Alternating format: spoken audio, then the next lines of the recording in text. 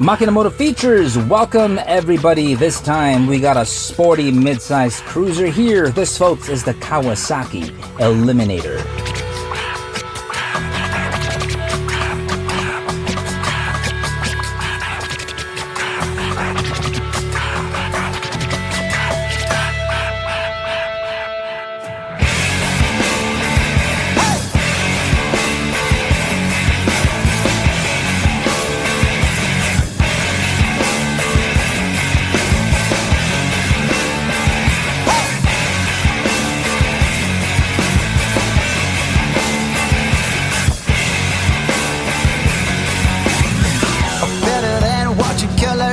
Silver spoons are better than witnessing newborn. The Kawasaki Eliminator is coming off the platform of the Ninja Parallel Twin, so doon pa lang kita mo na agad yung sport lineage niya. But this is configured for a more relaxed position when riding. Relaxed, yes, pero yung makina niya is anything but that. We have 52 horses on this one with torque at 42.6 Newton meters.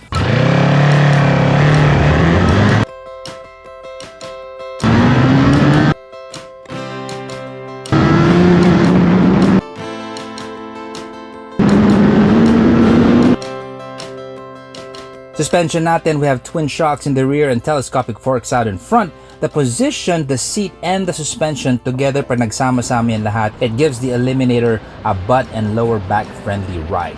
Pangmalayuan talaga. Brakes, dual channel ABS tayo with single discs front and rear.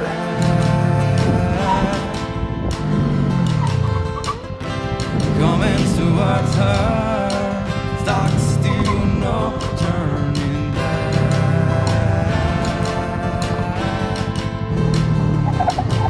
She hear around the corner and she eat on the bed. She killed with what kisses, then run as she fled. With every bubble she sunk with her dream and wash it away down the kitchen sink. The dark days are over, the dark days are done, the horse days are coming, so you better run. Run fast for your mother, run fast for your father, run for your children, for your sisters and brothers. Ooh la la, take a look. The Kawasaki Eliminator. I would say this is now my current Eliminator favorite. I like this whole lot better than what came out before. This gray color, sobrang bagay siya for this type of bike. I am impartial with Nardo Gray. I've been addicted with this color. Yung isang scooter ko, gray. Yung Jimmy ko, gray. Yung GLA ko, gray. Yung Navara ko, gray. Yung Cayman S natin, gray din. Ang ganda ng gray, right? Anyway, so let's take a look at the Eliminator. It's such a clean looking bike. I mean, looking at it from here, it just looks very, very clean. First thing I want to show you is how this looks on a guy who is 6 feet tall, okay?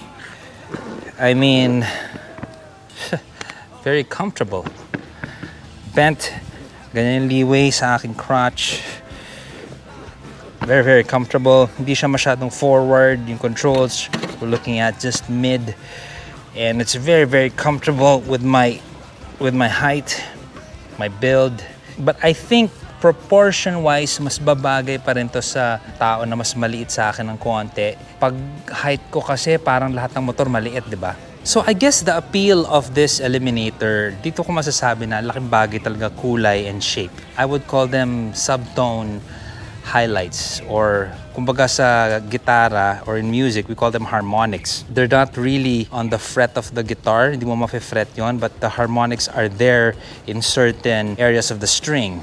And I would call these harmonics yung mga ganyan. This color against the gray, it's just, diba? Tignan mo naman, ganda. Mags are also nice and cool. The rear tapolodo, okay din yung pagkatira nila. The front, I mean, usually kino-custom natin yung mga ganitong bike. Parang wala na akong gagawin dito eh. Diba? Wala nang galawan yan, okay na yan. Pasok na yan. One of the things that I feel we could do without is this thing. And I think provision kasi to para sa doble plaka eh. if I'm not mistaken. I don't know. But kung gagamitin ko to at wala namang doble plaka rule pa, ditch ko na to, parang hindi ko to kailangan eh. Although dito ako kinabit yung mga GoPro ko when I was doing tests and all that. It's also practical if you're creating content with motorcycles. But if you're not creating content, marami ka naman ibang masasabitan dito, I'd ditch this. Balik mo na lang yan pag nagkatotoo na yung doble plaka. In terms of controls natin, pretty straight up. Grips are good. Good quality grips to. You'll feel it with your hands eh. Yung tama yung lagkit niya. Quality of the metal here is also great. Handlebars are good. Switches are all right. In fact, quality-wise, feeling ko lapat yung quality. Walang nahuhuli. Diba? Sometimes kasi in other bikes, and it usually happens in the lower part, ibang motor nagtitipid na, biglang paganda ng paganda dito sa taas kung saan mas babad ang mata. Tapos banda dito sa may paanan, doon na nagkakatalo yung mga ibang substandard or not as good. But here, parang lapat naman lahat eh. Everything's pantay-pantay. If there's anything here that's not equal to the rest of the bike, I would say it would be a bit of the switches. I mean, they're kind of regular. Everything else kasi looks a bit primo eh. So ito standard yan a bit. Although this may look a bit standard and regular, the fact na ganyan yung forma niya, for me, okay yan. Pasok sa atin yan. There's really nothing here I would change. This is also pretty regular. That's also pretty common for your pillion. Tatanggal ba to? Yeah, you can take it out via that screw over there. Sana may provision si Kawasaki na wala nang ganyan. Kasi minsan pag gantong bike, wala naman angkasa na masyado eh. So, yung tanggalable na malinis, kasi pag tinanggal mo yung peg, may iwan pa rin to eh. O yan, sige. Kung meron tayong custom, I'm gonna ditch that, grind it down, and repaint that part. For our tires, IRC tires, 18s out in the front. ABS tayo, by the way. Nissan brakes, nice generous diameter. Rear natin, we have 16s naman. Kapal-kapal. Kaya pa ba itong pakapalan? Yeah, we got a good leeway, good space in the swing arm. If you want thicker tires, pwede pang pakapalan ng konti. We have about that much leeway. So, okay rin yan. I would also, although super na yung mags, pero mas super to for me pag nakarayos na high-end. Wow, that's gonna be really, really good. In terms of the upholstery, ito medyo, I'm looking for, this is parang semi-glossy, shiny. You can see it naman eh. I'm looking for something more matte para bumagay talaga sa gray. Ito medyo siya semi eh. So, mas matte pa na upholstery. But these are just little things. In terms of our gauge, very straight up.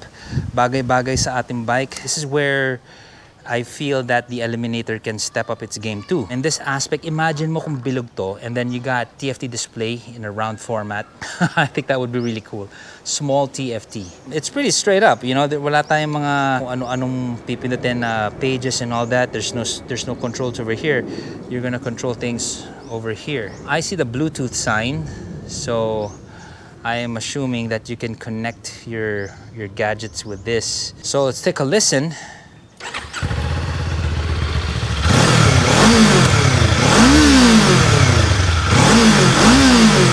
Wow, that sounds really nice. Our busina. High, shrill, and aggressive sounding. Hindi siya scooter na ito para mas tigas pero high pitch pa rin. To let others know you're on a motorcycle. We got LED lights here. That's our brights or pass. There are our turn signals, all LED. And of course, our brakes are also LED. Mirrors, I will keep. And I can't help but just rave with the Eliminator. This is one of the better looking bikes that have come out so far this year. Kawasaki Eliminator, pretty good bike.